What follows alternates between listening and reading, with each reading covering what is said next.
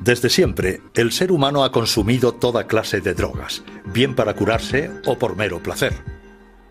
Alcohol, cocaína, morfina, pero todas ellas hacen mella en el cerebro. Drogas y cerebro. Cannabis, un desafío para la ciencia. En la actualidad, la biología es capaz de explicar sus efectos en nuestras mentes, y el estudio de las drogas permite a la ciencia una mejor comprensión del funcionamiento del cerebro.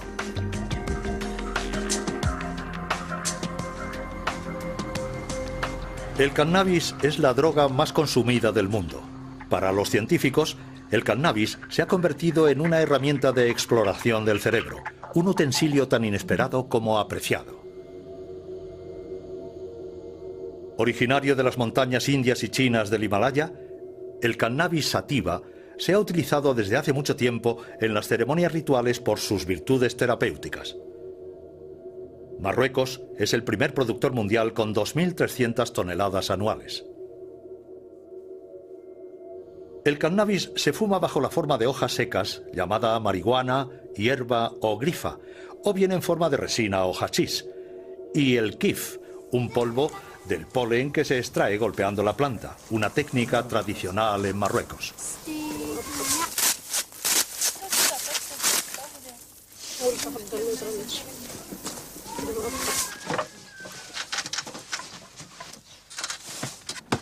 Con más de 160 millones de consumidores, es la droga ilegal más extendida en el mundo.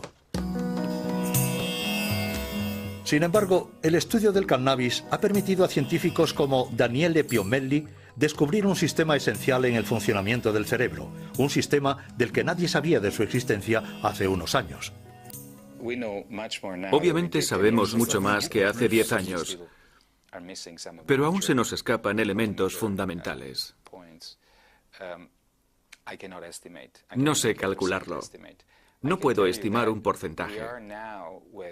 Pero lo que puedo decir es que estamos estudiando el cannabis donde lo dejamos hace quizá 30 años, con los transmisores analógicos como la serotonina o la dopamina. Creo que hemos llegado a un punto maravilloso en el que estamos empezando a apreciar lo importante que es el sistema. Tanto que es algo que nos entusiasma. Pero realmente no tenemos un pleno conocimiento de este sistema. Sin las ratas y los ratones, jamás hubiéramos podido estudiar los efectos de las drogas. Comparten un gran número de sus genes con nosotros y las drogas desencadenan las mismas tempestades en sus cerebros. De hecho, la humanidad entera tiene una deuda moral con estos pequeños animales.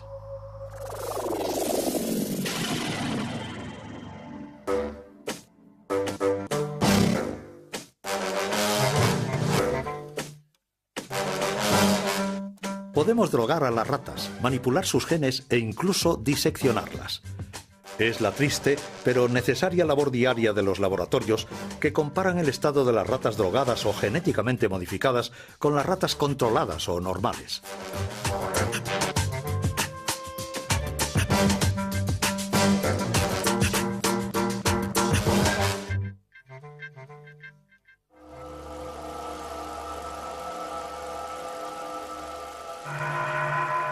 Como todas las drogas, el cannabis, visto aquí al microscopio electrónico, actúa pirateando el sistema de comunicación del cerebro. Pues nuestro cerebro se pasa la mayor parte del tiempo hablando consigo mismo. Su buen funcionamiento se basa en el diálogo incesante entre nuestros 100 millones de células nerviosas, las neuronas. Para hacer circular la información, las neuronas envían mensajeros químicos denominados neurotransmisores. Bien sea el dolor, el placer o el ritmo en el intercambio de información, los neurotransmisores regulan un equilibrio sutil y complejo, del que depende el conjunto de las funciones de nuestro organismo.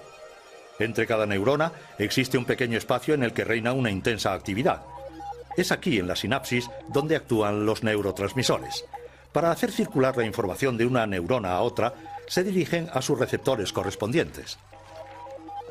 A principios de los años 90, unos investigadores descubrieron que el cannabis se aloja dentro de ciertos receptores. Lo que esto quiere decir es que nuestro cerebro fabrica moléculas que se parecen al cannabis.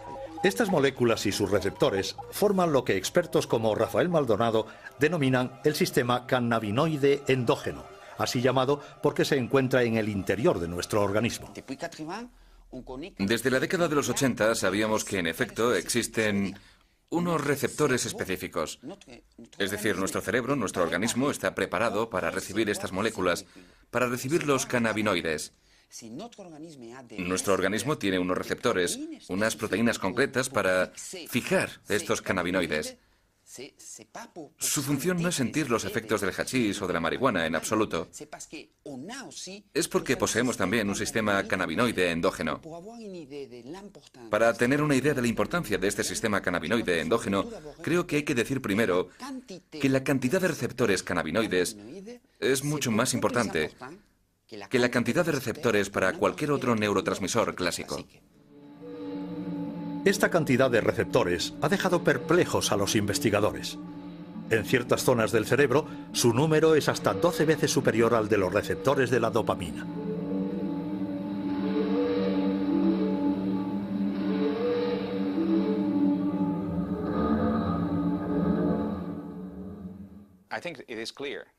Creo que es obvio que el sistema cannabinoide realiza una función mayor en el cerebro.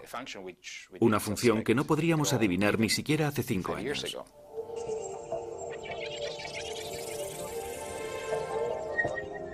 Dentro del cerebro, este sistema actúa sobre todo en el cerebelo, que rige la coordinación de los movimientos, en el tronco cerebral, que regula las funciones vitales,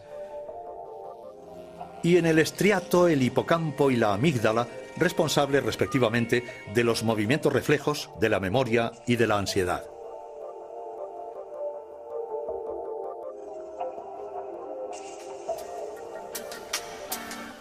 Una vez identificados los receptores, los científicos iniciaron la búsqueda de las moléculas próximas al cannabis producidas por nuestro organismo. Baste decir que se lanzaban a la exploración de una verdadera terra incógnita del cerebro.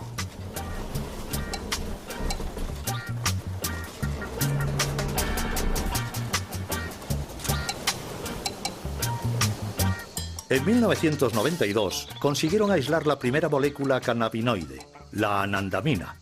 Su nombre proviene de la palabra ananda, que significa felicidad en lengua sánscrita. Le siguieron otras 4, pero algunos piensan que quizás existe una docena en total.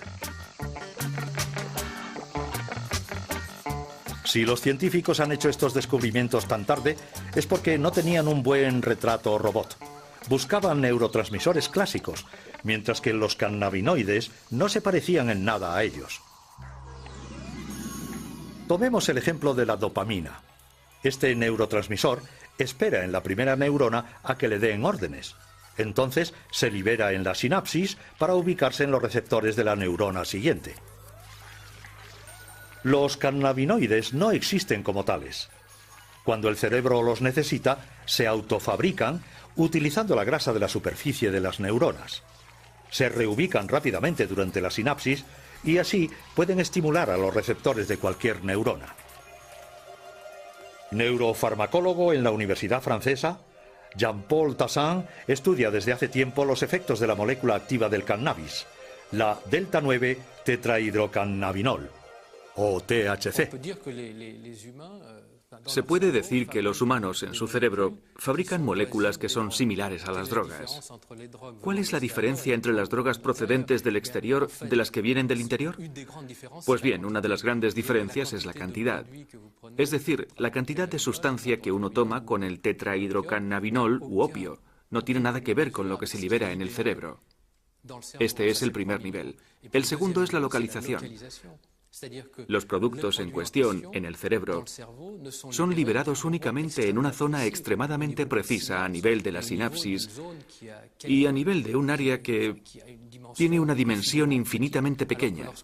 Así pues, cuando se toma, cuando se ingiere, dicha sustancia invade todo el cerebro. Por tanto, todas las áreas son estimuladas simultáneamente. Eso es muy loco.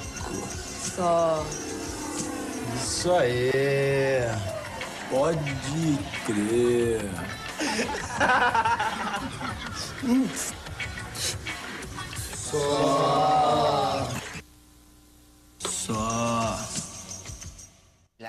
Lo único que va a hacer un porro va a ser inducir una activación del sistema cannabinoide endógeno.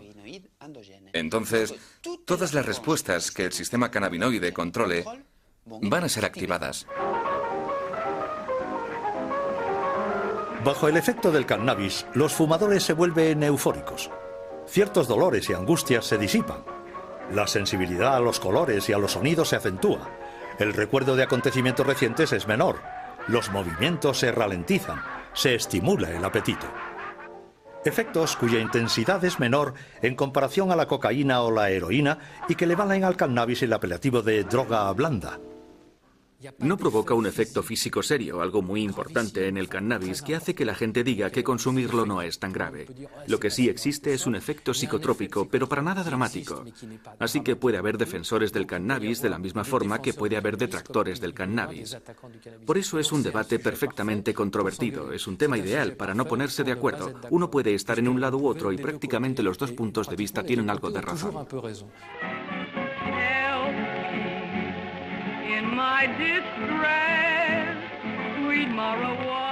El cannabis empieza a difundirse por Europa a principios del siglo XIX. Durante la década de 1850 en París, el Club de los Hachís-Chen reúne principalmente a escritores tales como Théophile Gautier, Charles Baudelaire, Gérard de Nerval o también a pintores como Honoré Daumier y Eugène Delacroix. El consumo popular del cannabis comienza verdaderamente a principios del siglo pasado en Estados Unidos y en su vecino México.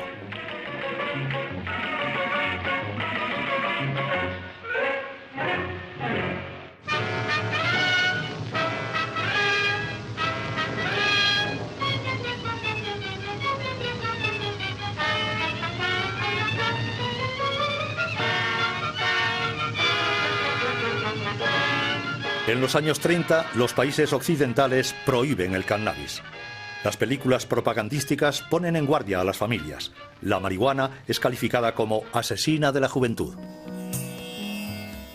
Pero en ambientes musicales, los artistas y poetas de la generación Beat preconizan abiertamente su consumo. Y es con el movimiento hippie en mitad de los años 60 cuando se produce su consumo masivo entre los jóvenes, primero en Estados Unidos y luego en Europa. El cannabis se convierte en la droga del love and peace.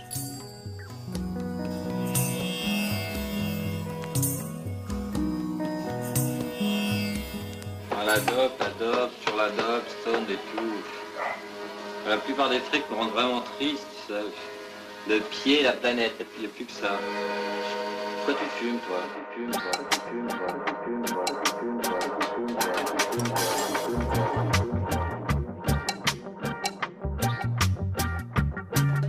A finales de los años 60, las canciones de Bob Marley y el movimiento Rasta reivindican el uso de la gancha, el nombre jamaicano de la marihuana.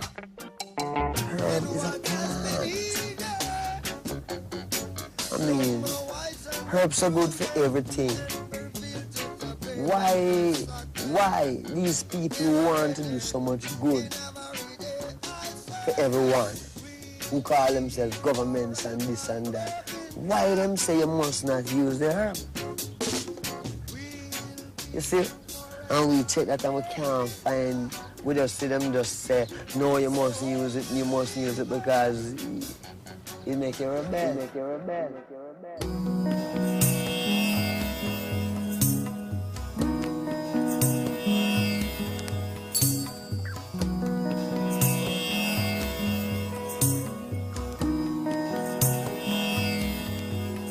Se estima que el 4% de la población mundial fuma cannabis.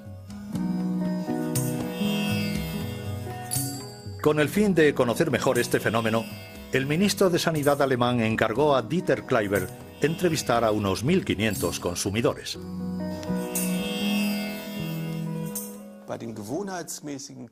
Entre los consumidores regulares, parece que destacan de manera relativamente clara tres subgrupos que a su vez hacen posible una subclasificación. En primer lugar, hay un grupo que se denomina los consumidores individuales, que consumen cannabis para relajarse tras una jornada de trabajo, la mayor parte del tiempo solos, escuchando música, leyendo, etc. Este primer grupo se distingue perfectamente de los que se denominan los consumidores de tiempo libre, que lo consumen con bastante frecuencia, como por ejemplo en fiestas, en discotecas, pero únicamente en compañía de otras personas y nunca cuando están solos. Pero el grupo más interesante era el tercero, aquellos llamados consumidores crónicos y de larga duración. Estos no solamente han comenzado a edades muy precoces, sino que también son generalmente más jóvenes, y su tasa de dependencia es la más elevada, en torno a un 28%. En conclusión, pensamos que la dependencia en los consumidores de cannabis puede tomar la forma de una adicción crónica. Sin embargo, si comparamos las cifras, es algo bastante excepcional porque concierne a un 1 o un 2% del conjunto del grupo de consumidores de cannabis y sobre todo a este grupo, ya vulnerable de por sí, que ha conocido con anterioridad problemas de adaptación, problemas psíquicos.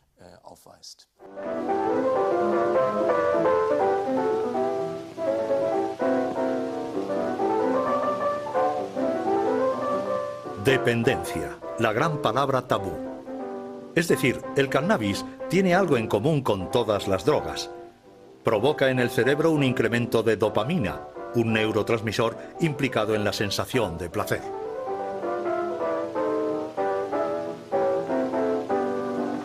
Oh, Jimmy, you're wonderful. You're just finding that out.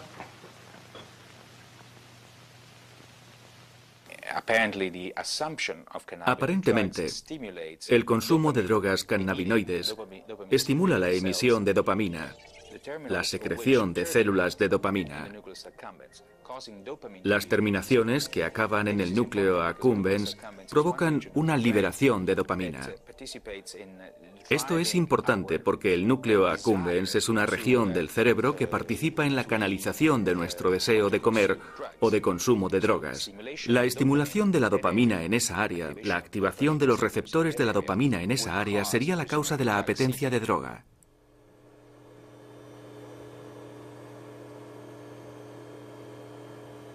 En su laboratorio, Rafael Maldonado pone a prueba las propiedades vigorizantes del cannabis en los ratones. En resumen, esta experiencia permite ver si los ratones desean el cannabis y por tanto pueden desarrollar una adicción.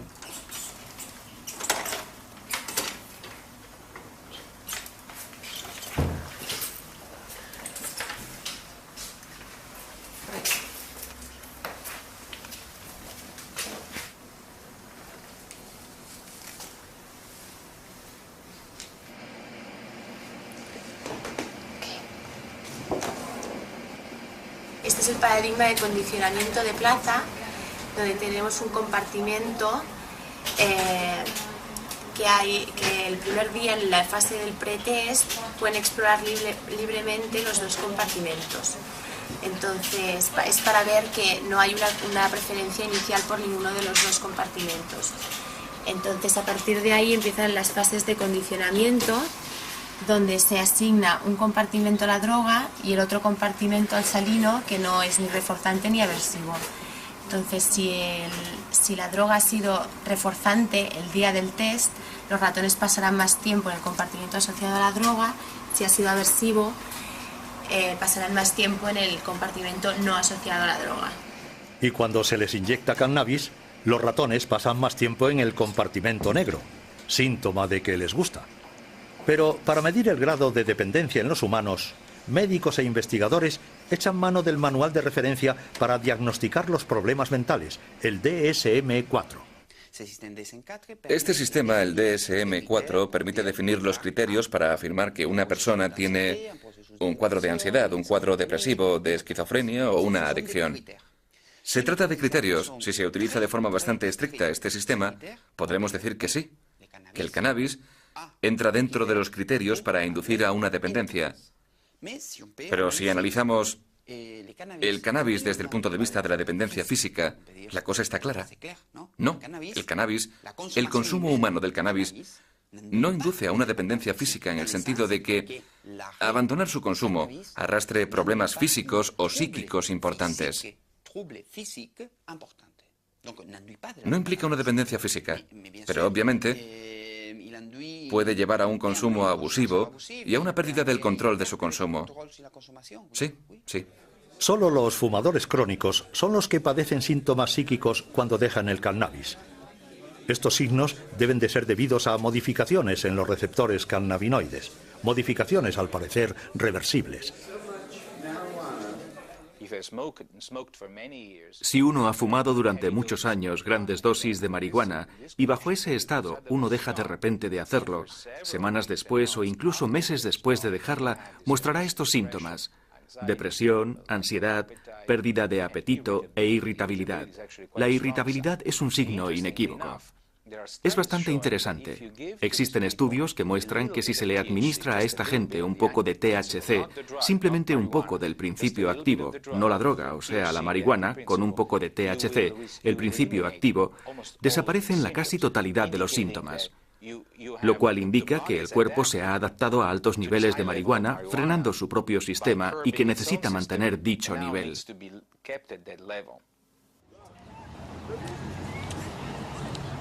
Un número creciente de fumadores con problemas solicita ayuda médica.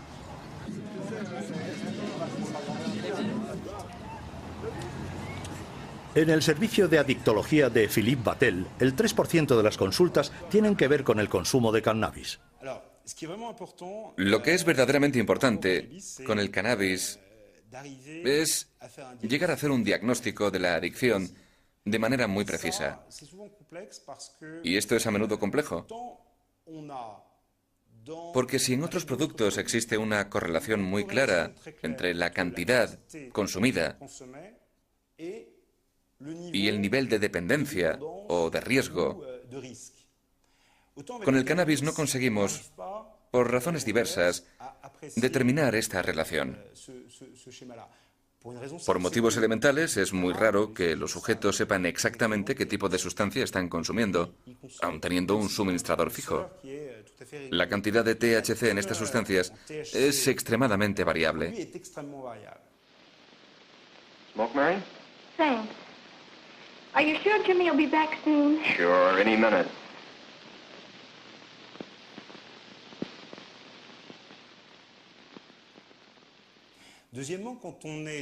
En segundo lugar, el hecho de estar sometido a un test, e incluso el hecho de tener que anotar cada día lo que uno fuma, me refiero al cannabis, vemos que es algo muy difícil de hacer por la simple razón de que el cannabis altera la memoria inmediata. Y además las prácticas son también diferentes. Cuando estas son compartidas, en el caso de un porro hay que ver cuántos se lo están fumando. Si fueran 3, entonces por esa misma regla se han fumado un tercio cada uno. Pero uno ha podido dar más caladas que el otro. No se puede saber lo que ha fumado cada cual. Este es el primer problema. El segundo problema es que determinar el nivel de dependencia es complicado porque los sujetos, por regla general, durante mucho tiempo minimizan bastante las consecuencias. Pero no lo hacen de mala fe, sino porque no tienen los medios cerebrales ni cognitivos de reconocerse en dificultad. Por ejemplo, alguien te puede decir: yo fumo porque me siento mucho mejor con mis amigos. Pues bien, uno va a tratar de entender este fenómeno, uno va a intentar analizarlo, pero de repente te suelta esto: sí, pero parece ser que cuando ya he fumado demasiado, siento una auténtica angustia y tengo, entre comillas, la paranoia del fumador, que hace que a aquel a quien conocía bien y al que apreciaba se convierta en un extraño y alguien potencialmente dañino para mí. Es algo francamente desconcertante para un fumador de cannabis.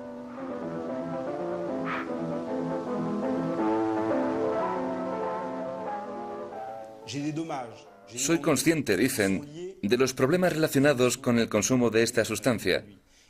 Estos inconvenientes son los que me empujan a tomar la decisión de dejarlo. Vemos entonces al sujeto ante un gran dilema. ¿Continuaré igual o podré dejarlo? Inicialmente va a optar por la parte negativa, y una vez que la balanza se haya inclinado hacia ese lado, entonces le ayudaremos en su decisión. Desde hace varios años, en Europa, el consumo de cannabis está en constante aumento entre los jóvenes. En Estados Unidos, 1 de cada 5 jóvenes ha fumado alguna vez un porro. Según Daniele Piomelli, este consumo precoz del cannabis podría tener consecuencias nefastas en sus también jóvenes cerebros. Los adolescentes se asemejan a los adultos en muchos aspectos. Son tan altos como un adulto, algunos ya tienen barba, llevan una vida sexual, tienen todo lo de un adulto, pero hay algo que los adultos suelen perder: la curiosidad, una gran apertura a todas las cosas, un interés intelectual hacia todo. Y la razón de esto es porque los sistemas del cerebro implicados, como por ejemplo el sistema de la dopamina en los procesos de búsqueda, en los comportamientos indagadores, en la curiosidad, estos sistemas se desarrollan más tarde en la vida, concretamente hacia esta edad. Por tanto, si se empiezan a activar estos sistemas de forma inapropiada durante su etapa de desarrollo, el tipo de problemas generados más tarde en la vida pueden ser considerables. Now, the object is to get all that smoke into your lungs and as much as you can and hold it just for as long as you can. I really don't want to. Now, come on. It won't hurt to try. Take it. You can never tell if marijuana will hurt you. It is inconsistent and unpredictable. Some grass may be weak and some very strong, and each person will react differently to the same batch. No, you'll get better. What's the effect on it? Well, just take a few more totes off this and you can find out. Keep going. Oh, come on. Most pot smokers feel compelled to turn others on and will exert pressure on their closest friends. Anyone who does not share his fascination of getting stoned is an outsider. Evidentemente, aquellos que consuman cannabis van a ser en principio los jóvenes, que están en su etapa adolescente, que están a punto de sufrir una modificación, de forjar su personalidad en función de su entorno. El hecho de fumar cannabis les va a permitir, durante el tiempo que dure, guardar una cierta distancia respecto a esta obligación, que no es sino la de adaptarse a un ambiente y en afianzar su personalidad. Pues bien, esto puede ser una ventaja si se hace de forma moderada, porque esto le permite relajarse, entre comillas.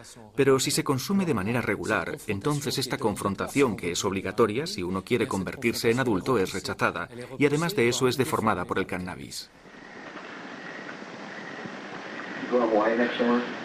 Yeah. The whole summer. At a critical time when young people must make decisions that will shape their future, the people who become dependent upon marijuana are dependent on an escape that makes the unreal seem beautiful and the reality of life seem unnecessary. No. Dad, wake up. Come on, Dad.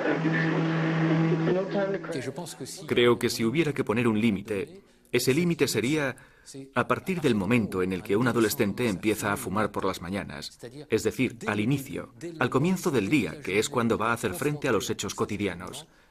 A partir de ese momento, podemos decir que existe tal vez un riesgo al que hay que prestar atención.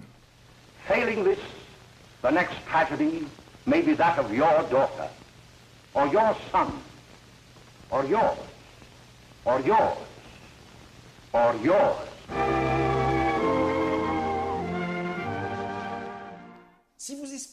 Decirle a un adolescente que si se fuma un porro se va a enganchar de manera inevitable y que va a acabar metiéndose heroína en vena es mentirle. Hay varios elementos para demostrar que no es así. Si se establece un canal de comunicación para disuadirle de fumar eso, no solo no lo va a hacer, sino que probablemente va a tener un efecto contrario.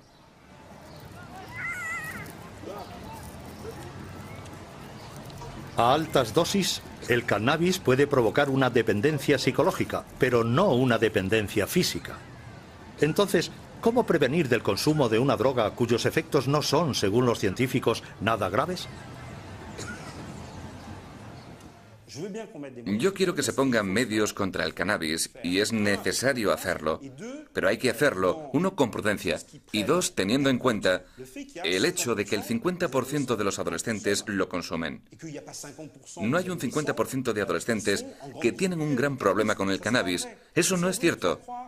Y si nos lo quieren hacer creer, puede ser muy peligroso, pues jamás se conseguirían, en una esfera pública, mensajes de prevención efectivos.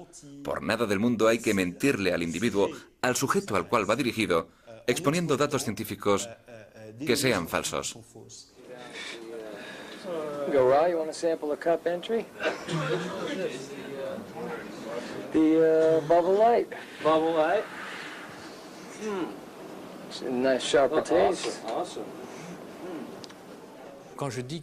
Cuando digo que solo lo fuman los adolescentes, exagero. Bien, a pesar de todo, es una realidad epidemiológica. Es decir, se trata de un consumo que empieza para algunos a los 13 o 14 años y que va a aumentar hasta los 18, 19 o 20 años. Pero después de los 20 años hay un descenso bastante notable en el consumo de cannabis, lo que es, por otra parte, una prueba de que el cannabis en sí no es un producto extremadamente adictógeno, adictivo, pues se percibe que se puede dejar sin dificultad. Y a menudo, a partir del momento en el que los adultos entran en el mundo laboral de una forma relativamente regular, dejan de consumirlo o lo hacen de una manera totalmente lúdica y sin importancia.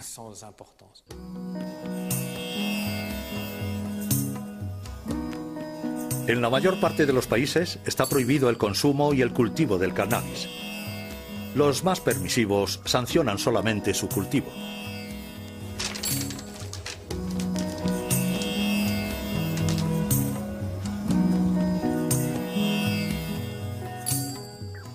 Los holandeses fueron los primeros en acuñar el concepto de droga blanda en su legislación. El consumo de cannabis no está considerado como delito, aunque su venta solo es autorizada en los coffee shops. Cada año, sus seguidores se dan cita en Ámsterdam con ocasión de la Cannabis Cup, una especie de campeonato del porro. Tenemos el Double Bubble, lo que significa que ha sido 3 veces ganador de la Cannabis Cup.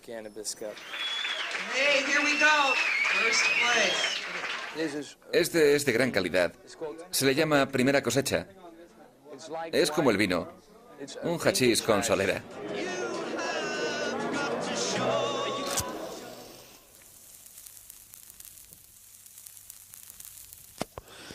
Sin embargo, durante estos últimos años, a esta droga denominada blanda la han acusado de ser desencadenante de un grave problema psiquiátrico, la esquizofrenia.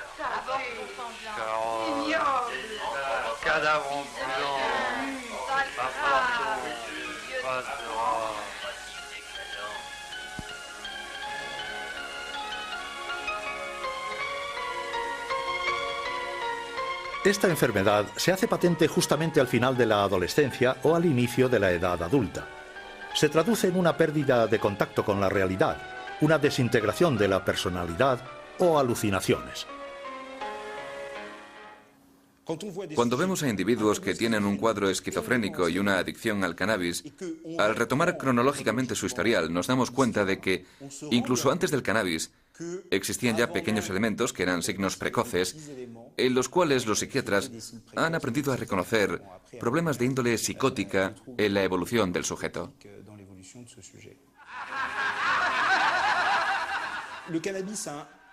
El cannabis hace el papel de exagerar, amplificar un fenómeno ya preexistente.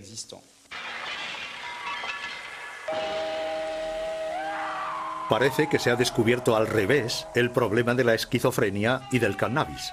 En efecto, los esquizofrénicos son particularmente predispuestos a la toxicomanía. Además de sus problemas de alcohol y tabaco, muchos consumen cannabis. Sí, los esquizofrénicos consumen mucho cannabis por razones que, por otra parte, han sido bien estudiadas y que son el hecho de que eso les permite encontrar una sensación, si no de euforia, al menos de placer. Sabemos que uno de los síntomas deficitarios de la esquizofrenia es la pérdida de esta capacidad de sentir el placer. El cannabis les permite conseguirlo farmacológicamente. Y además del hecho de tener que buscar el producto, que es, como todos saben, ilícito, y para el cual hace falta un proveedor que le suministre, también existe una sociabilidad. En el caso de los esquizofrénicos, el aislamiento es uno de los síntomas deficitarios de la enfermedad. Por tanto, de una manera evidentemente demasiado esquemática, podemos deducir que el consumo de cannabis por parte de un esquizofrénico tiene unos efectos benéficos que luchan contra su propia enfermedad. Los esquizofrénicos hacen en cierto sentido un uso terapéutico del cannabis. Nos encontramos ante una dificultad mayúscula cuando abordamos la cuestión de esta droga. Ilegal en la mayor parte de los países, el cannabis posee unas propiedades terapéuticas bien conocidas.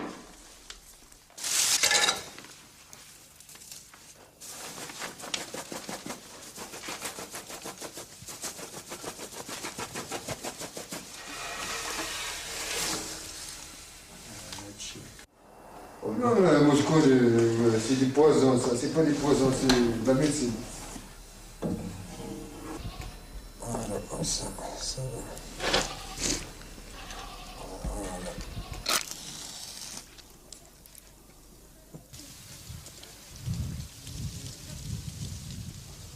El kiff mejor que el tabaco. Y siempre, de 50 años, yo fumar kiff. El hachís debe trabajarse con cuidado, artesanalmente, para no perjudicar a la salud. De otra manera, la gente fumaría un kiff puro a lo largo de sus vidas y gozarían de buena salud. Por otra parte, países como Suiza autorizan su uso médico y, por tanto, su cultivo.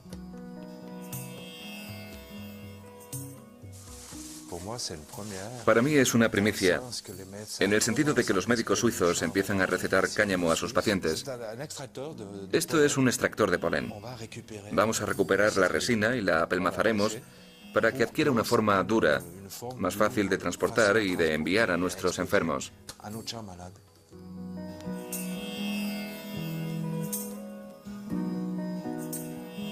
Una clínica en Berna trata a enfermos de esclerosis múltiple con unas cápsulas compuestas de cannabis. Nos ayuda a conciliar mejor el sueño. Para la noche es algo que me parece fenomenal. También para relajarnos un poco. Porque algunas mañanas a veces en ciertas ocasiones, resulta un poco duro. Y bueno, la alternativa a este tratamiento es a base de una medicación muy fuerte que provoca efectos secundarios bastante notables. Yo diría que se hacen notar. Por esta razón ya no he vuelto a probar la otra medicación contra los temblores, los espasmos o los calambres, porque los efectos secundarios eran realmente muy fuertes, demasiado fuertes para mí. Por eso dejé de tomarla. Mientras que con esto, ahora no noto ningún efecto secundario. El uso del cannabis con fines médicos está permitido, por ejemplo, en Suiza. Allí existen 300 plantaciones de marihuana, pero solo 40 son legales.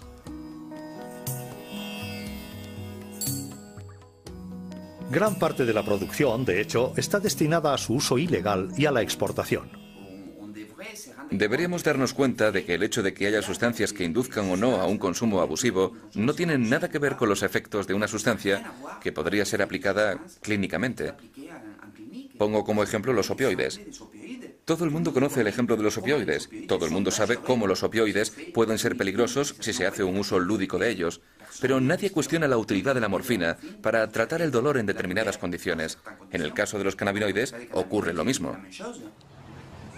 En Francia, cada año, diversas asociaciones se reúnen para solicitar una revisión de la ley. Sus reclamaciones son sobre todo para que ciertos enfermos puedan fumar cannabis.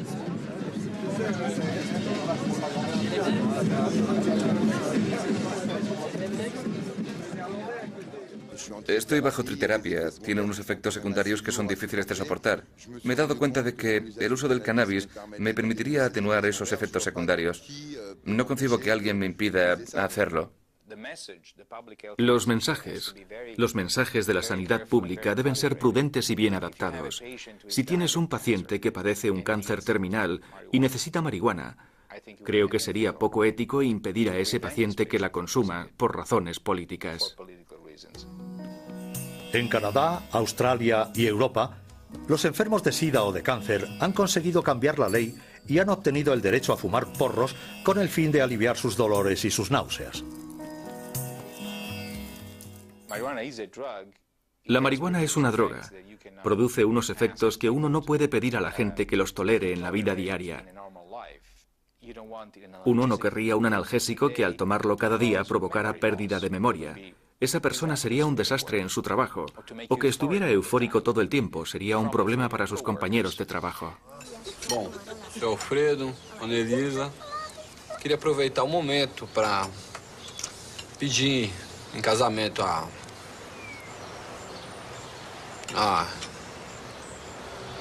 a mão da... Ai. Natália. Natália. A maconha mata de vergonha. No vamos a discutir si es peligroso o no el consumo lúdico del cannabis. Ese no es el asunto. Lo importante es que el sistema cannabinoide endógeno es un área ideal para investigar nuevos medicamentos. Creo que el dolor es una de las áreas en las cuales la investigación cannabinoide podría tener más impacto. El problema es conseguir un analgésico a partir de los endocannabinoides, de la biología cannabinoide, que no produzca efectos secundarios, que no produzca euforia, los problemas de desorientación de la memoria que produce el THC.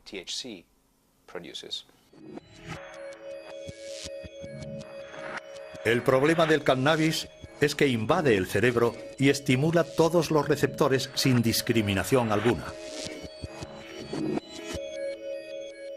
No es el cannabis en sí lo que interesa a los investigadores, pues también existen receptores cannabinoides fuera del cerebro, en el sistema digestivo, en los órganos genitales, en los músculos, pero igualmente en las fibras nerviosas que regulan el dolor.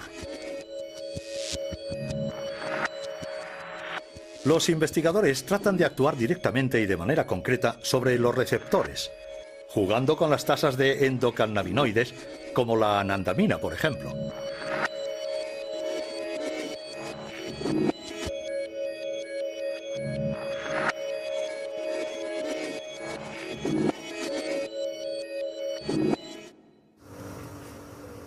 Daniele Piomelli ha desarrollado un medicamento antidolor que actúa sobre los receptores a nivel local.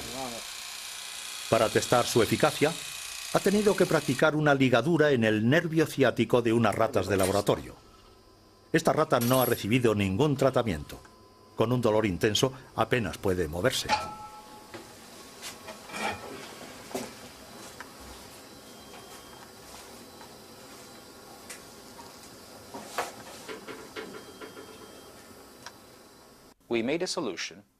Hemos elaborado una solución y la hemos aplicado en el área, como un gel o una crema que se le aplica a la gente que sufre de ciática o artritis.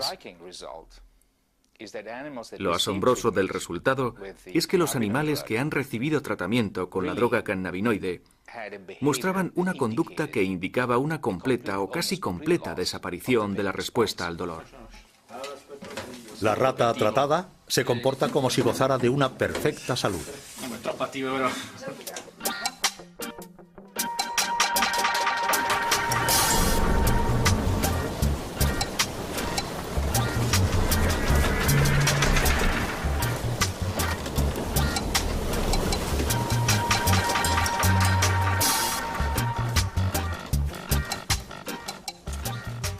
Este tipo de crema podría tratar dolores que ningún medicamento consigue aliviar hoy día. Es el caso de los dolores crónicos debidos a la diabetes, a lesiones en el sistema nervioso o incluso a la amputación de un miembro. pero la investigación del sistema cannabinoide permite desarrollar aplicaciones todavía más sorprendentes que el tratamiento del dolor.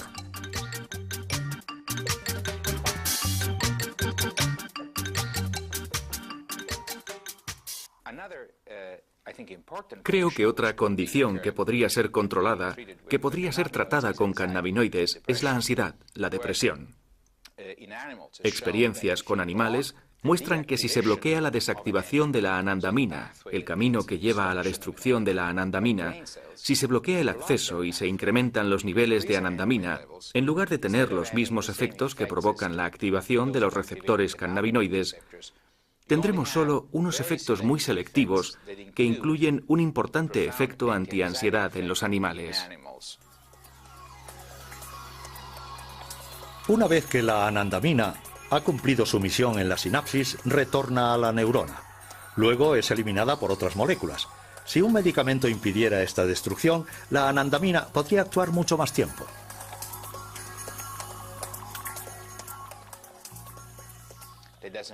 Esto no quiere decir que vaya a funcionar en las personas de la misma manera, pero ya es un paso, y ya podemos desarrollar nuevos componentes que con suerte nos lleven a dar con medicamentos contra la ansiedad en humanos.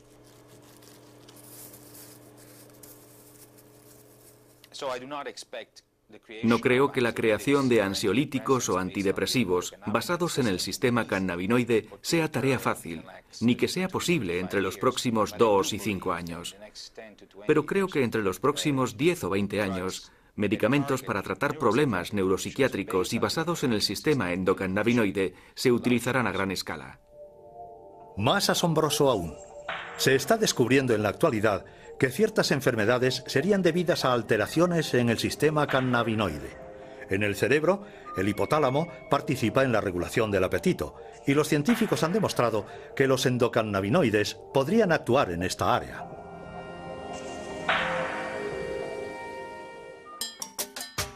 Esta propiedad puede servir para combatir la obesidad. Una compañía farmacéutica está a punto de sacar al mercado un nuevo tratamiento contra la obesidad inspirado en la ciencia del cannabis.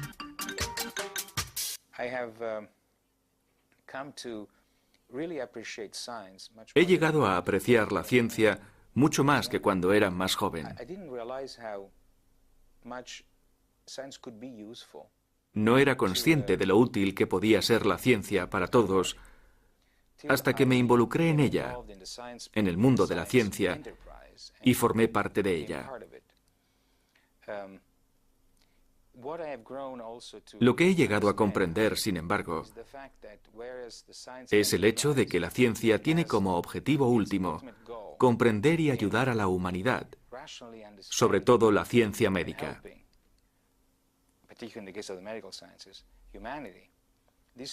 Estos conocimientos deben ser transmitidos al gran público, deben hacerse comunes, porque si no fuera así, no existiría la conciencia política, pues sin conciencia política, todos los descubrimientos realizados en los laboratorios no serían transformados en decisiones de salud pública, decisiones a fin de cuentas importantes. Durante largo tiempo, tergiversado por argumentos puramente políticos, el debate acerca del cannabis no puede prescindir de los datos científicos. El trabajo de los laboratorios, aún poco conocido para el gran público, podría modificar profundamente nuestros prejuicios contra el cannabis. Los científicos realizan progresos espectaculares en la comprensión de los efectos del cannabis. Y el hecho de poder descifrar nuestra mecánica cerebral abre unas perspectivas inéditas en los tratamientos médicos futuros. Se ha iniciado una auténtica revolución biológica para los investigadores.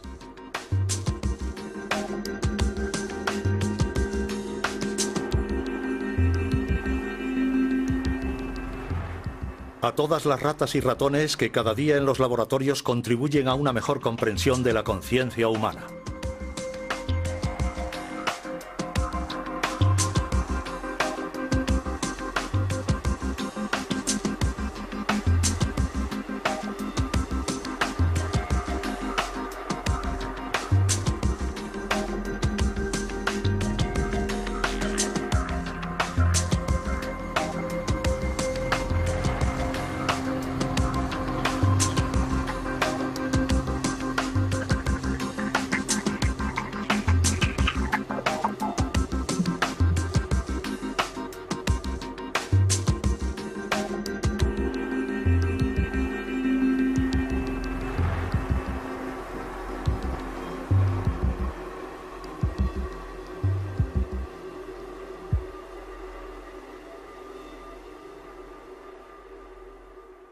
Parece ser que cuando ya he fumado demasiado, siento una auténtica angustia y tengo, entre comillas, la paranoia del fumador, que hace que a aquel a quien conocía bien y al que apreciaba se convierta en un extraño y alguien potencialmente dañino para mí. Es algo francamente desconcertante para un fumador de cannabis.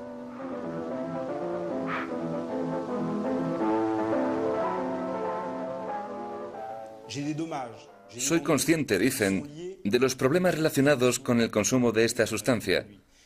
Estos inconvenientes son los que me empujan a tomar la decisión de dejarlo. Vemos entonces al sujeto ante un gran dilema. ¿Continuaré igual o podré dejarlo? Inicialmente va a optar por la parte negativa, y una vez que la balanza se haya inclinado hacia ese lado, entonces le ayudaremos en su decisión. Desde hace varios años, en Europa, el consumo de cannabis está en constante aumento entre los jóvenes. En Estados Unidos, 1 de cada 5 jóvenes ha fumado alguna vez un porro. Según Daniele Piomelli, este consumo precoz del cannabis podría tener consecuencias nefastas en sus también jóvenes cerebros. Los adolescentes se asemejan a los adultos en muchos aspectos. Son tan altos como un adulto, algunos ya tienen barba, llevan una vida sexual, tienen todo lo de un adulto, pero hay algo que los adultos suelen perder: la curiosidad, una gran apertura a todas las cosas, un interés intelectual hacia todo. Y la razón de esto es porque los sistemas del cerebro implicados, como por ejemplo el sistema de la dopamina en los procesos de búsqueda, en los comportamientos indagadores, en la curiosidad, estos sistemas se desarrollan más tarde en la vida, concretamente hacia esta edad. Por tanto, si se empiezan a activar estos sistemas de forma inapropiada durante su etapa de desarrollo, el tipo de problemas generados más tarde en la vida pueden ser considerables. Now, the object is to get all that smoke into your lungs and as much as you can and hold it just for as long as you can. George, I really don't want to. Now, come on. It won't hurt to try. Take it. You can never tell if marijuana will hurt you. It is inconsistent and unpredictable. Some grass may be weak and some very strong, and each person will react differently to the same batch. No, you'll get better. What's the effect on it? Well, just take a few more totes off this and you can find out. Obviamente sabemos mucho más que hace 10 años, pero aún se nos escapan elementos fundamentales. No sé calcularlo. No puedo estimar un porcentaje. Pero lo que puedo decir es que estamos estudiando el cannabis donde lo dejamos hace quizá 30 años, con los transmisores analógicos como la serotonina o la dopamina. Creo que hemos llegado a un punto maravilloso en el que estamos empezando a apreciar lo importante que es el sistema, tanto que es algo que nos entusiasma, pero realmente no tenemos un pleno conocimiento de este sistema. Sin las ratas y los ratones, jamás hubiéramos podido estudiar los efectos de las drogas. Comparten un gran número de sus genes con nosotros y las drogas desencadenan las mismas tempestades en sus cerebros. De hecho, la humanidad entera tiene una deuda moral con estos pequeños animales.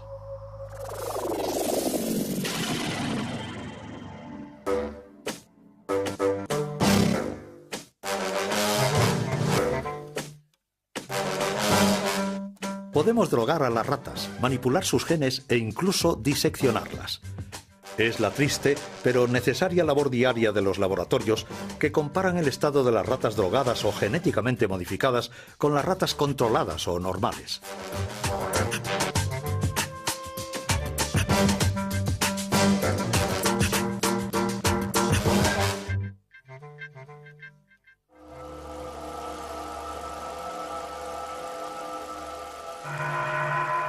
Como todas las drogas, el cannabis, visto aquí al microscopio electrónico, actúa pirateando el sistema de comunicación del cerebro.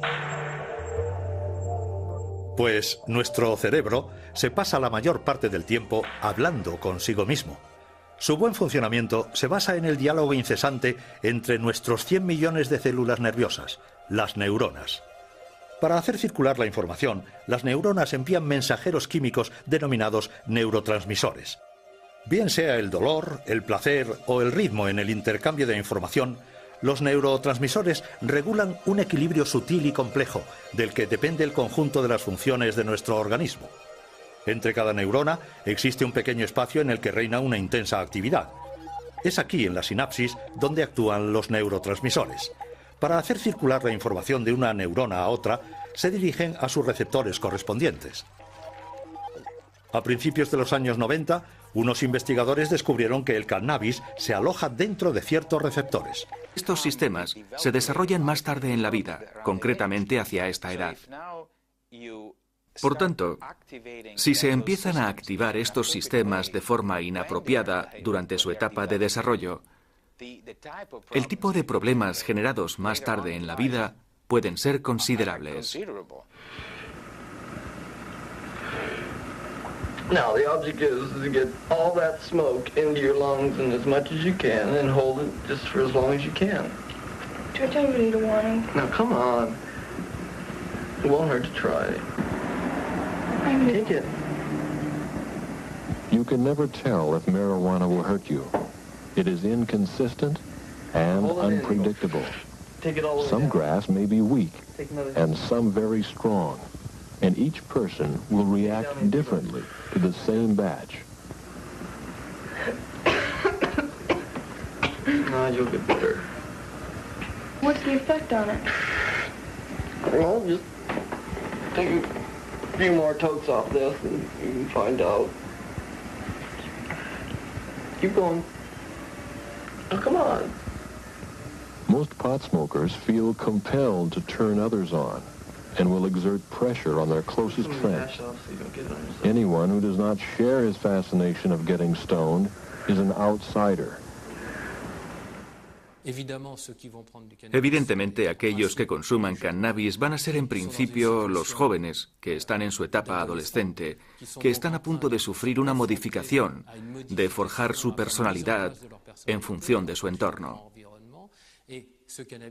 El hecho de fumar cannabis les va a permitir, durante el tiempo que dure,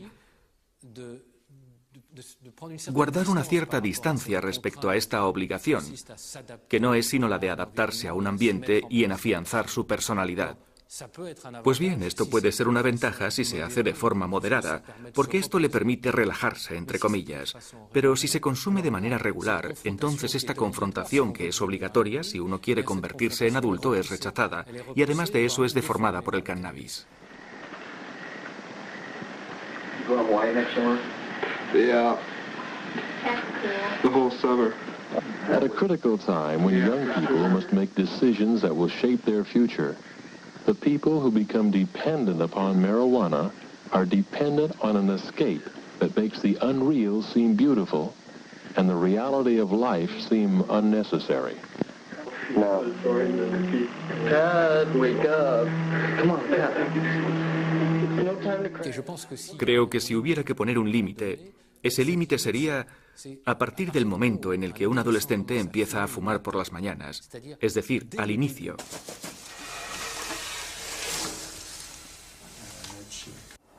Non, la moscone, c'est des poisons, ça. C'est pas des poisons, c'est de la médecine. Voilà, comme ça, ça va.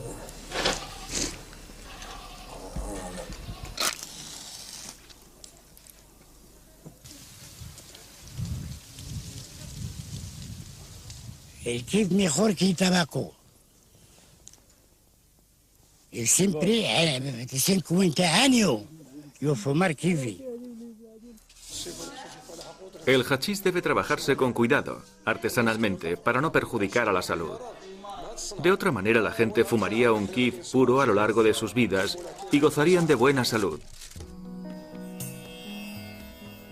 Por otra parte, países como Suiza autorizan su uso médico y, por tanto, su cultivo.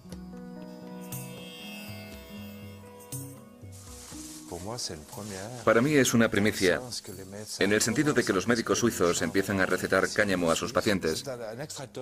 Esto es un extractor de polen. Vamos a recuperar la resina y la apelmazaremos para que adquiera una forma dura, más fácil de transportar y de enviar a nuestros enfermos.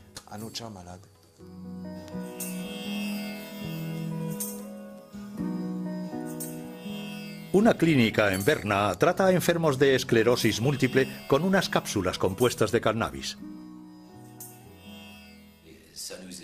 Nos ayuda a conciliar mejor el sueño.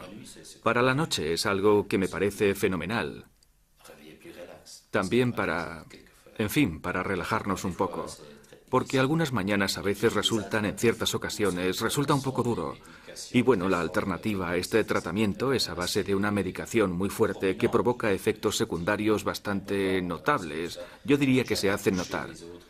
Por esta razón ya no he vuelto a probar la otra medicación contra los temblores, los espasmos o los calambres, porque los efectos secundarios eran realmente muy fuertes, demasiado fuertes para mí. Por eso dejé de tomarla, mientras que con esto ahora no noto ningún efecto secundario. El uso del cannabis con fines médicos está permitido, por ejemplo, en Suiza. Allí existen 300 plantaciones de marihuana, pero solo 40 son legales.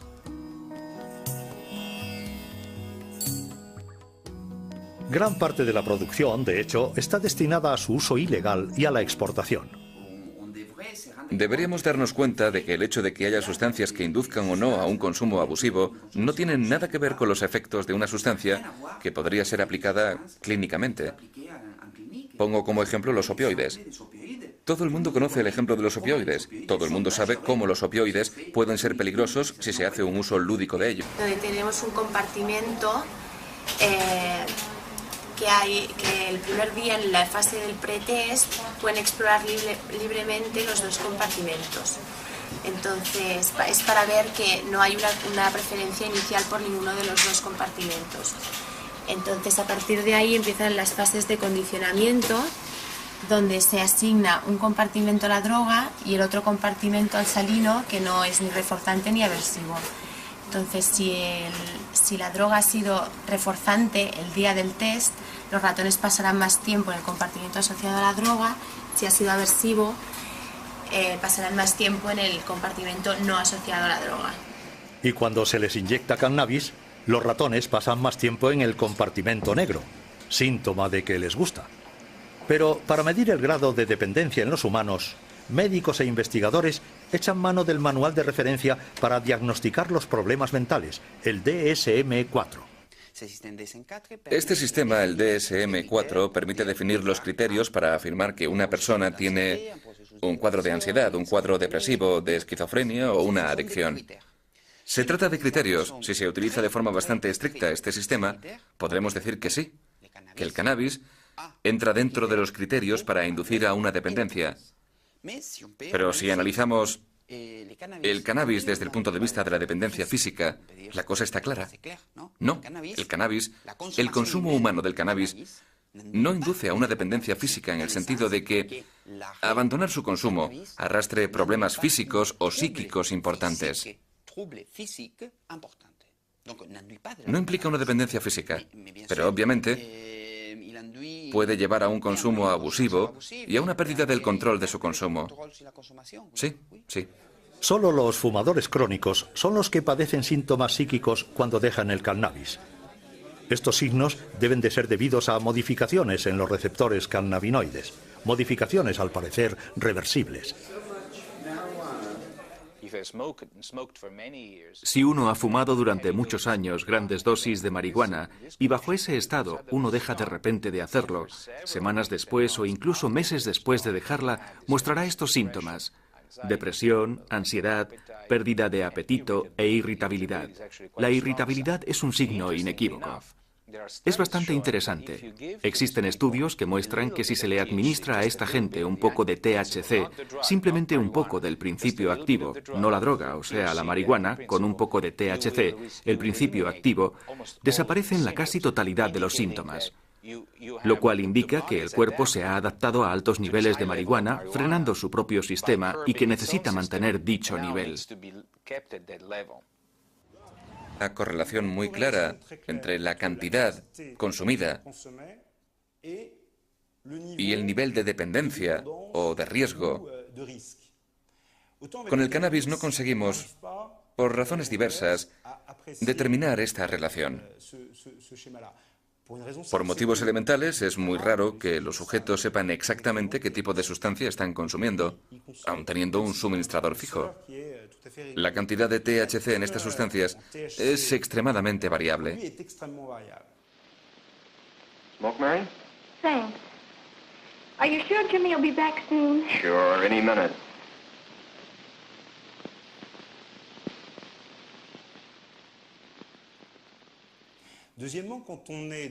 En segundo lugar, el hecho de estar sometido a un test, e incluso el hecho de tener que anotar cada día lo que uno fuma, me refiero al cannabis, vemos que es algo muy difícil de hacer por la simple razón de que el cannabis altera la memoria inmediata. Y además las prácticas son también diferentes. Cuando estas son compartidas, en el caso de un porro hay que ver cuántos se lo están fumando. Si fueran 3, entonces por esa misma regla se han fumado 1/3 cada uno. Pero uno ha podido dar más caladas que el otro. No se puede saber lo que ha fumado cada cual. Este es el primer problema. El segundo problema es que determinar el nivel de dependencia es complicado porque los sujetos, por regla general, durante mucho tiempo minimizan bastante las consecuencias. Pero no lo hacen de mala fe, sino porque no tienen los medios cerebrales ni cognitivos de reconocerse en dificultad. Por ejemplo, alguien te puede decir, yo fumo porque me siento mucho mejor con mis amigos. Pues bien, uno va a tratar de entender este fenómeno, uno va a intentar analizarlo, pero de repente te suelta esto. Sí, pero parece ser que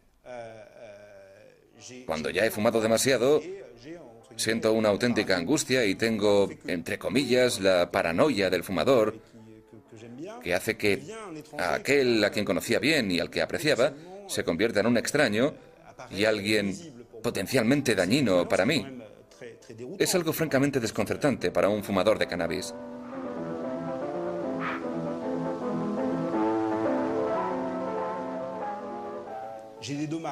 Soy consciente, dicen, de los problemas relacionados con el consumo de esta sustancia. Estos inconvenientes son los que me empujan a tomar la decisión de dejarlo. Vemos entonces al sujeto ante un gran dilema. ¿Continuaré igual o podré dejarlo? Inicialmente va a optar por la parte negativa, y una vez que la balanza se haya inclinado hacia ese lado, entonces le ayudaremos en su decisión. Desde hace varios años, en Europa, el consumo de cannabis está en constante aumento entre los jóvenes.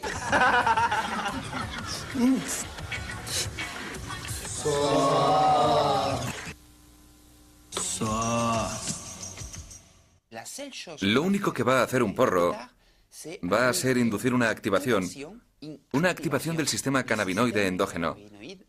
Entonces, todas las respuestas que el sistema cannabinoide controle van a ser activadas. Bajo el efecto del cannabis, los fumadores se vuelven eufóricos. Ciertos dolores y angustias se disipan. La sensibilidad a los colores y a los sonidos se acentúa. El recuerdo de acontecimientos recientes es menor. Los movimientos se ralentizan. Se estimula el apetito. Efectos cuya intensidad es menor en comparación a la cocaína o la heroína y que le valen al cannabis el apelativo de droga blanda. No provoca un efecto físico serio, algo muy importante en el cannabis que hace que la gente diga que consumirlo no es tan grave. Lo que sí existe es un efecto psicotrópico, pero para nada dramático. Así que puede haber defensores del cannabis de la misma forma que puede haber detractores del cannabis. Por eso es un debate perfectamente controvertido, es un tema ideal para no ponerse de acuerdo. Uno puede estar en un lado u otro y prácticamente los dos puntos de vista tienen algo de razón.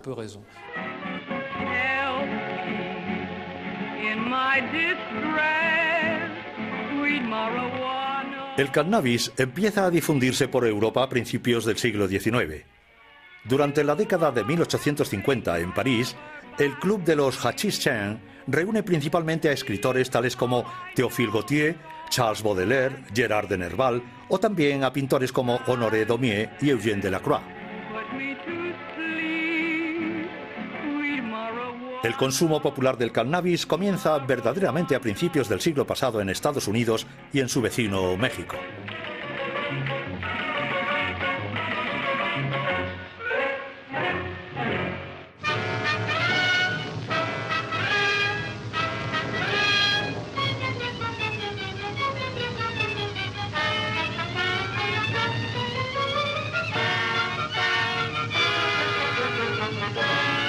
En los años 30, los países occidentales prohíben el cannabis.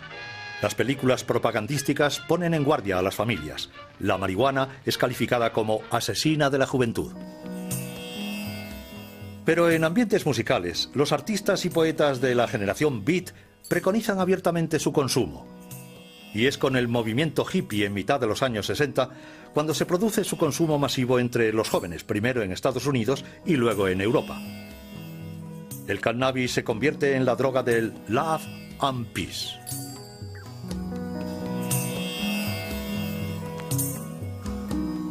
THC. Se puede decir que los humanos en su cerebro fabrican moléculas que son similares a las drogas. ¿Cuál es la diferencia entre las drogas procedentes del exterior de las que vienen del interior? Pues bien, una de las grandes diferencias es la cantidad. Es decir, la cantidad de sustancia que uno toma con el tetrahidrocannabinol u opio. No tiene nada que ver con lo que se libera en el cerebro. Este es el primer nivel. El segundo es la localización. Los productos en cuestión, en el cerebro, son liberados únicamente en una zona extremadamente precisa a nivel de la sinapsis y a nivel de un área que tiene una dimensión infinitamente pequeña. Así pues, cuando se toma, cuando se ingiere, dicha sustancia invade todo el cerebro. Por tanto, todas las áreas son estimuladas simultáneamente. Eso es muy louco. Isso aí. Pode crer.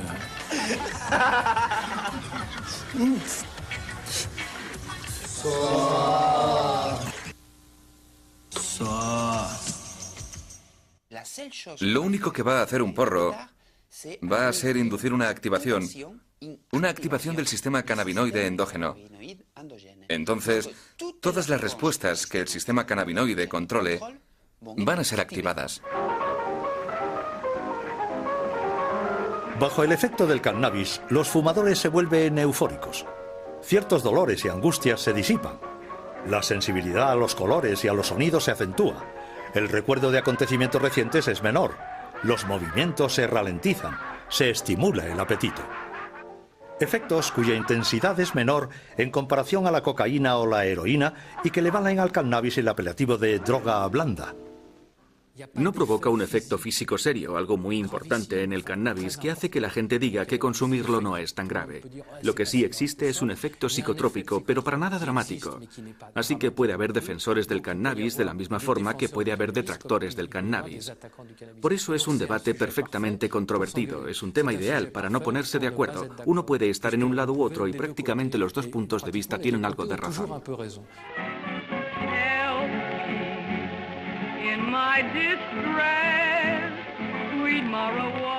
El cannabis empieza a difundirse por Europa a principios del siglo XIX.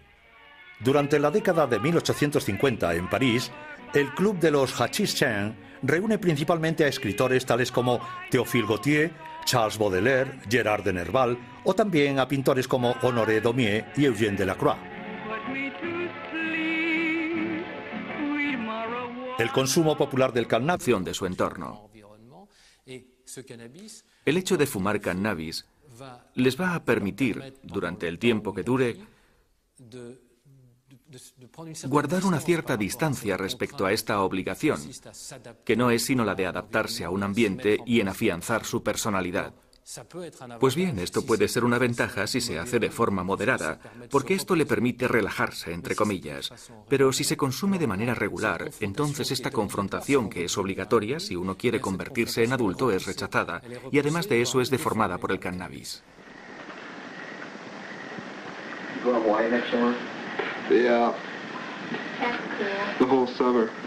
At a critical time when young people must make decisions that will shape their future, the people who become dependent upon marijuana are dependent on an escape that makes the unreal seem beautiful and the reality of life seem unnecessary.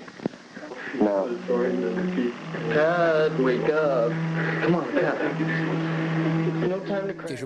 Creo que si hubiera que poner un límite, ese límite sería a partir del momento en el que un adolescente empieza a fumar por las mañanas, es decir, al inicio, al comienzo del día, que es cuando va a hacer frente a los hechos cotidianos. A partir de ese momento, podemos decir que existe, tal vez, un riesgo al que hay que prestar atención. Failing this, the next tragedy may be that of your daughter, or your son, or yours, or yours, or yours.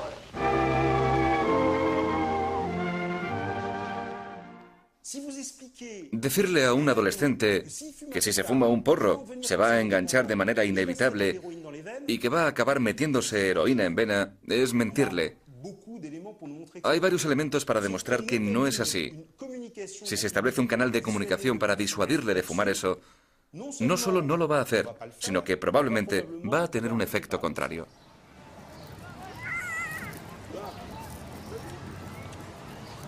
A altas dosis, el cannabis puede provocar una dependencia psicológica, pero no una dependencia física. Entonces, ¿cómo prevenir del consumo de una droga cuyos efectos no son, según los científicos, nada graves? Yo quiero que se pongan medios contra el cannabis y es necesario hacerlo, pero hay que hacerlo, uno, con prudencia y dos, teniendo en cuenta el hecho de que el 50% de los adolescentes lo consumen. No hay un 50% de adolescentes que tienen un gran problema con el cannabis. Eso no es cierto. Y si nos lo quieren hacer creer, puede ser muy peligroso, pues jamás se conseguirían, en una esfera pública, mensajes de prevención efectivos. Por nada del mundo hay que... Los mensajes de la sanidad pública deben ser prudentes y bien adaptados. Si tienes un paciente que padece un cáncer terminal y necesita marihuana, creo que sería poco ético impedir a ese paciente que la consuma por razones políticas. En Canadá, Australia y Europa, los enfermos de SIDA o de cáncer han conseguido cambiar la ley y han obtenido el derecho a fumar porros con el fin de aliviar sus dolores y sus náuseas. La marihuana es una droga. Produce unos efectos que uno no puede pedir a la gente que los tolere en la vida diaria. Uno no querría un analgésico que al tomarlo cada día provocara pérdida de memoria. Esa persona sería un desastre en su trabajo, o que estuviera eufórico todo el tiempo sería un problema para sus compañeros de trabajo. Bom, sou Alfredo, Ana Elisa. Queria aproveitar momento para pedir em casamento a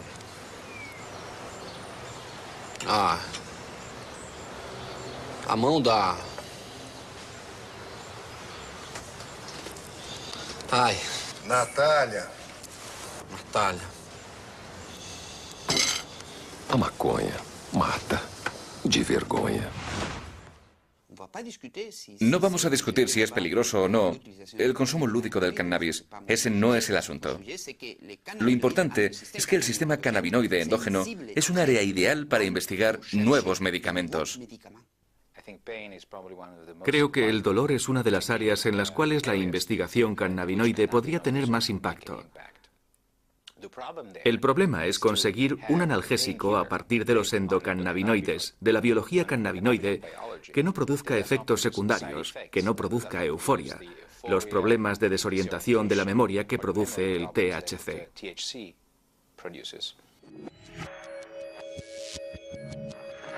El problema del cannabis es que invade el cerebro y estimula todos los receptores sin discriminación alguna. No es el cannabis en sí lo que interesa a los investigadores, pues también existen receptores cannabinoides fuera del cerebro, en el sistema digestivo, en los órganos genitales, en los músculos, pero igualmente en las fibras nerviosas que regulan el dolor. Los investigadores tratan de actuar directamente y de manera concreta sobre los receptores, jugando con las tasas de endocannabinoides, como la anandamina, por ejemplo.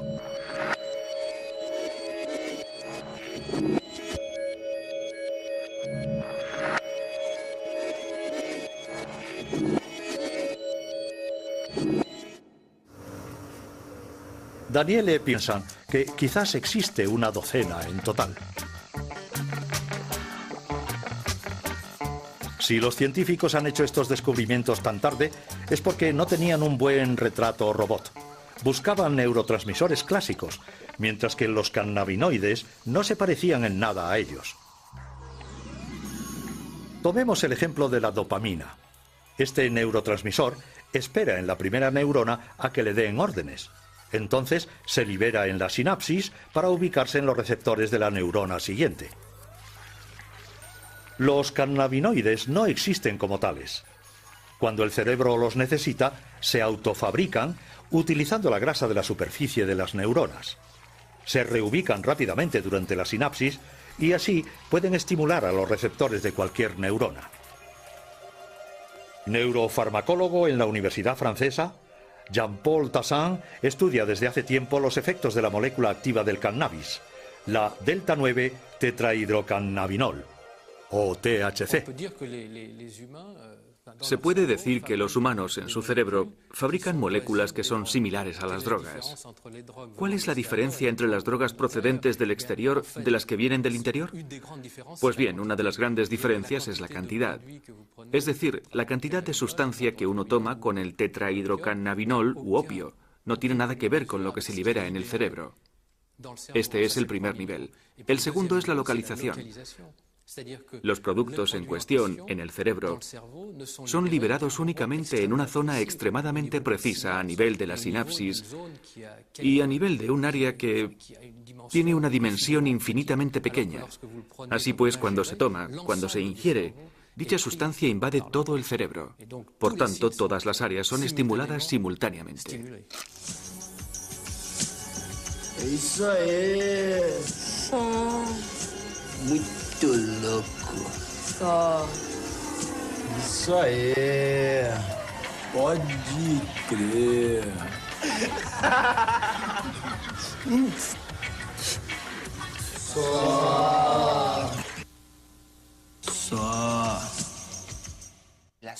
Lo único que va a hacer un porro va a ser inducir una activación del sistema cannabinoide endógeno.